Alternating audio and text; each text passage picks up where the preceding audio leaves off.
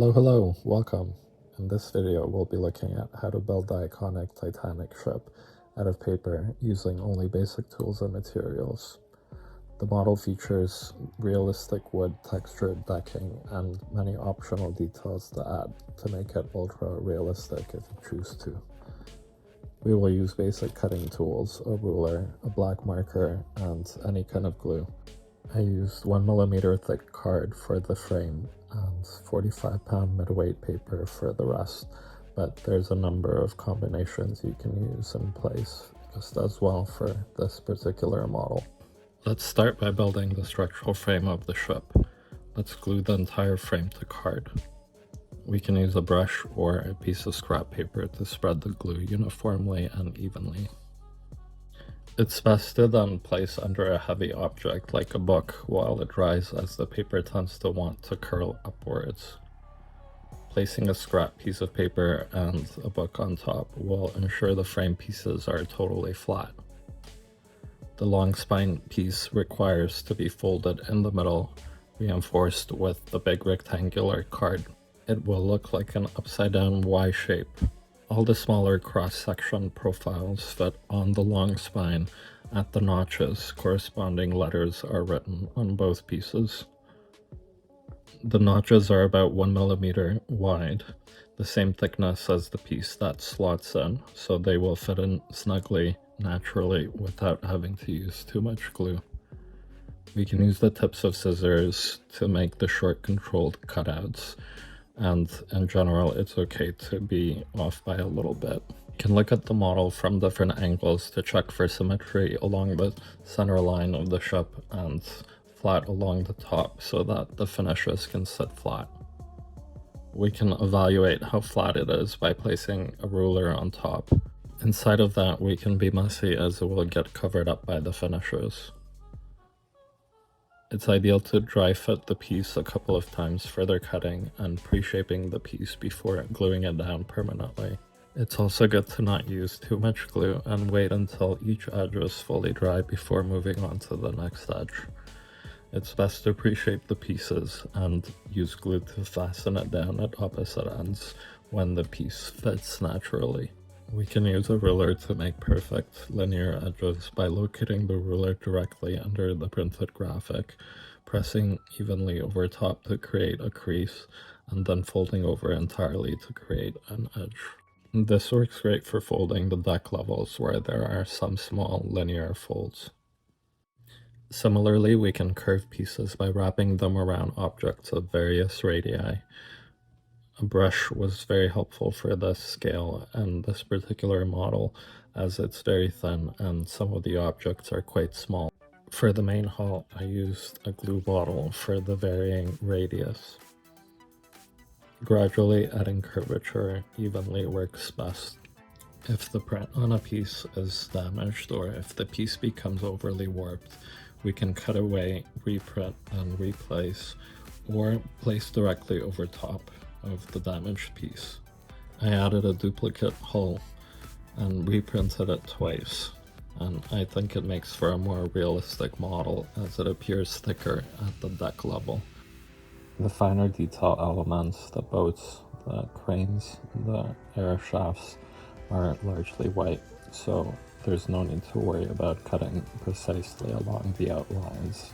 I usually build a few very quickly and then keep the ones that look good.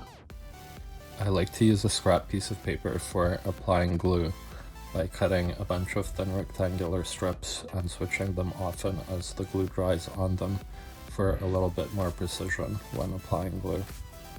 The hull and the smokestacks are painted black so we can fill in the non-printed paper profile edges with a black marker or pen. We continue to cut out, pre-shape, and glue the deck levels, layering the pieces on the gray part outlines, following the corresponding part numbers. This is printed on both pieces. If the walls for the upper decks are too small for you, you can stack up some scrap pieces of paper to the same height and then cut it out after gluing, skipping the walls entirely.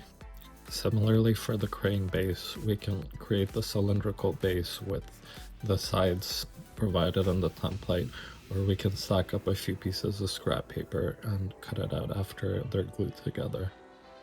The crane itself can be made by folding along the center line and gluing in between. The rescue rafts are made of 2 pieces. We can also simplify to just cutting out the overall plan, the oval, with the wood texture, and skip the other parts of the life raft altogether. It's best to leave these for last, as the details have the least amount of impact on the overall appearance of the model. A toothpick is a great fit and right shape for the 2 masts at this scale, after cutting it down based on the template provided and adding the crow's nest near the middle of the mast.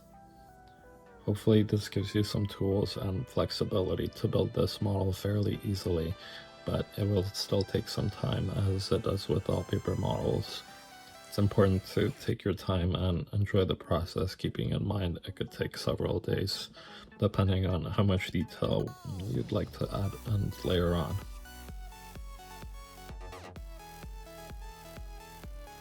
If a piece gets scratched or damaged in the building process, sometimes we can simply add more detail instead of redoing the work over.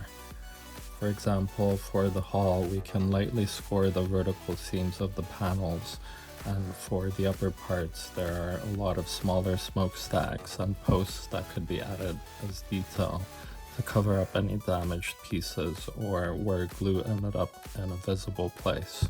It helps to apply glue slightly set back from the piece outline, so that when the pieces are pressed together, the glue remains inside and out of sight. If you found this helpful, please subscribe. It's free and you'll be able to see more videos like this in the future. I usually try multiple ways and provide you with the best options and techniques to use for each model. There's a link in the description with the template you can use to print out.